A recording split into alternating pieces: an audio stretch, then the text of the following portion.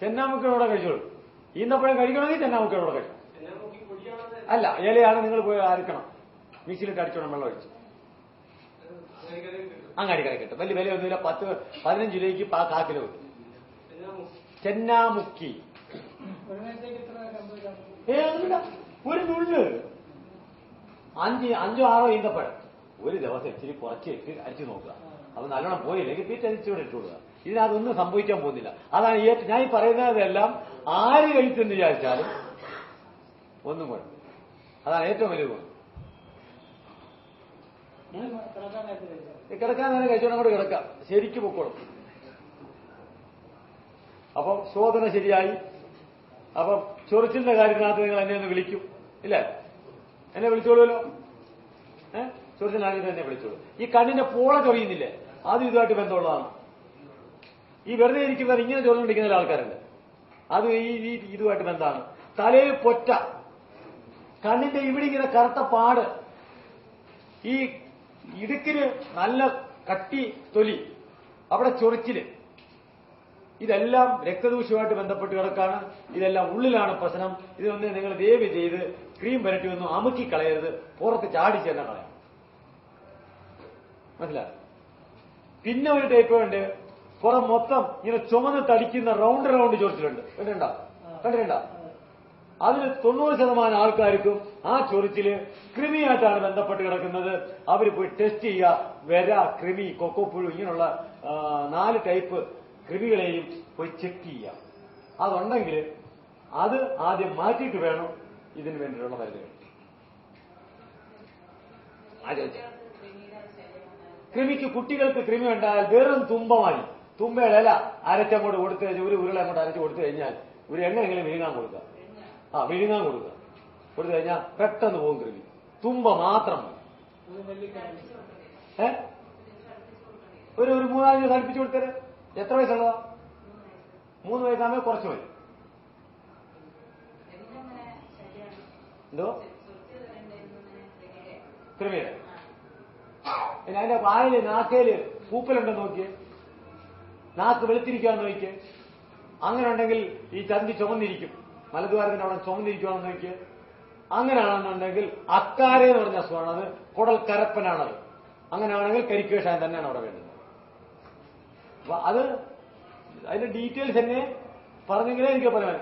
ഇതാണ് വേണ്ട. അതാണ് ഞാൻ ആദ്യം നേരത്തെ പറയുന്നു. ഏത് രോഗത്തിന്റെ ബേസിക് നിങ്ങൾ ആ രോഗത്തെ പഠിച്ചേ പറ്റുള്ളൂ. അതൊരു വൈദ്യനായിക്കോട്ടെ, രോഗിയായിക്കോട്ടെ, ഇവർ തന്നെ ഒരു അഡ്ജസ്റ്റ്മെന്റ് ഉണ്ടായേ പറ്റുള്ളൂ. ആ രോഗത്തെ പഠിച്ചേ പറ്റുള്ളൂ. ഞാൻ പറഞ്ഞ മനസ്സിലായോ? എന്നെ അതിന് വിളിച്ചു ചോദിച്ചോളൂ. കൊച്ചിനെ അടുത്ത് വെച്ചോണ്ട് വേണം ഞാൻ ചോദിക്കുന്ന ചോദ്യത്തിന് ഉത്തരം തരാം. ഓക്കെ, അടുത്ത കേട്ടെ. ഇപ്പൊ പറഞ്ഞതിനകത്തൊന്നും സംശയമൊന്നുമില്ലല്ലോ. തലവേദന നേരത്തെ ഉത്തരം തന്നിട്ടുണ്ട്. മൈഗ്രെയിനും അത് മതി. പിന്നെ എണ്ണ, ഞാൻ പറഞ്ഞല്ലേ, എണ്ണ കാച്ചിയ എണ്ണയില്ലേ, അത് മൂക്കിലൊഴിക്കാം. അതിന്റെ അകത്ത് തന്നെ ആവശ്യമുള്ളൂ. പക്ഷെ ഒരു കാര്യം എപ്പോഴും ശ്രദ്ധിച്ചോളൂ, ഈ തലവേദനയും ഇതെല്ലാം ഉള്ള ആൾക്കാർക്ക് അസിഡിറ്റി ഉറപ്പായി. കണ്ട? അപ്പൊ എവിടുന്നേ തുടക്കം വരുന്നത്? അപ്പൊ അസിഡിറ്റി എന്നാണ് ഇതിന്റെ ബേസ്. എല്ലായിടവും വരുമ്പോ ആദ്യം വരുന്നത് വയറ്റിൽ നിന്ന് തന്നെ വരും. അവസാനം എവിടെ ചെന്ന് അവസാനം ചെന്ന് നിൽക്കുന്നത് വയറ്റിലാണ്. ഇപ്പൊ ചൊറിച്ചിൽ പറഞ്ഞു, അത് എവിടെ നിന്നത്? കണ്ട? എന്തോ ഉള്ളിലാണോ?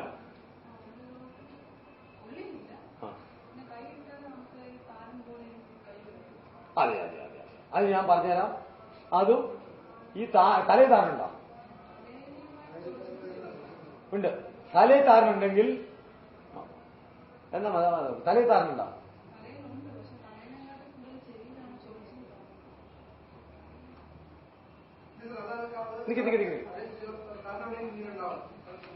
അതെ അതെ, അത് താരനുണ്ടെങ്കിൽ ഇവിടെ ഉണ്ടാവും.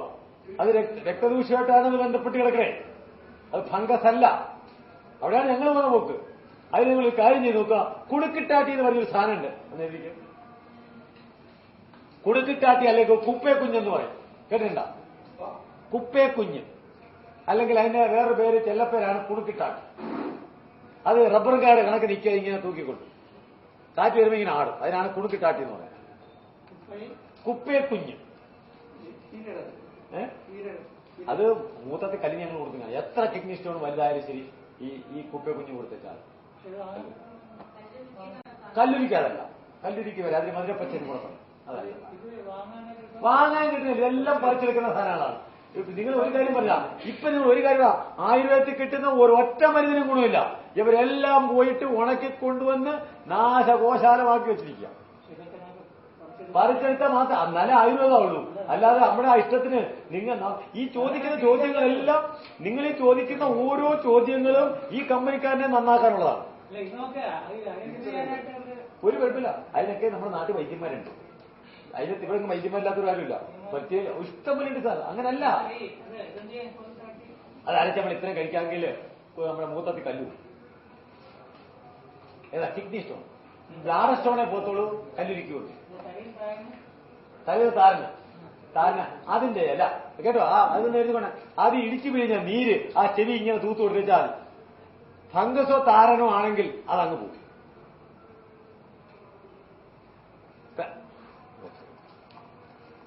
എത്രയായി? ഇപ്പൊ എത്രയായി? 4:30 ഓക്കെ ഓക്കെ. അപ്പൊ ഒരു കാര്യം ഞാൻ ചോദിച്ചോട്ടെ, നിങ്ങളിൽ എല്ലാവരും എന്റെ നമ്പറിൽ പോണ്ടല്ലോ. ഏത് സംശയം ഉണ്ടെങ്കിലും ഏത് ടൈമിൽ ചോദിച്ചാലും ഞാൻ പറഞ്ഞാൽ ഞാൻ സമയം അല്ലെങ്കിൽ ഞാൻ അന്നേരം പറയാം, ഇന്ന സമയത്ത് വിളിക്കാൻ പറയും. നാളെ മറ്റന്നാൾ ഏതായാലും പകൽ വിളിക്കും. നാളെ ആലപ്പുഴ 2 ക്ലാസ്, മറ്റന്നാ എടപ്പോളം മലപ്പുറത്താണ്. അപ്പൊ മറ്റന്നാ വേണം ഞാൻ ട്രെയിനിലോ ബസ്സിലോ ഇരിക്കുന്ന സമയത്ത് വിളിച്ചു, നാളെ രാത്രിയിലും വിളിച്ചു. ഓക്കെ. ഇനി ഒന്നും തീർന്നില്ല. മുടി കൊഴിച്ചില് മിക്കവാറും ഉള്ളതിന് ഞാൻ നേരത്തെ പറഞ്ഞല്ലോ. മുടി കൊഴിച്ചിലൊരു കാര്യം കൂടെ പറയാം. എല്ലാരും പ്രശ്നം പറയുന്ന മുടി കൊഴിച്ച മുടിയും അസിഡിറ്റി ഉള്ളവർക്ക് മുടി കൊഴിയും, മലബന്ധമുള്ളവർക്ക് മുടി കൊഴിയും. ഇത് രണ്ടും ഇല്ലാത്ത ആരെങ്കിലും ഉണ്ടോ? ഇന്ന് അതുകൊണ്ട് എല്ലാവരുടെയും മുടി കൊഴിയുന്നു. അപ്പൊ ആദ്യം വേണ്ടുന്നത് അസിഡിറ്റി മാറ്റുക.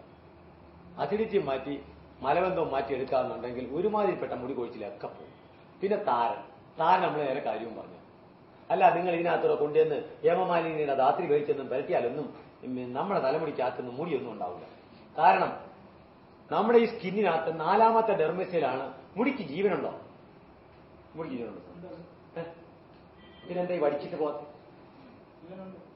എന്നിട്ട് വടിച്ചിട്ട് എന്താ നോവാത്തെ?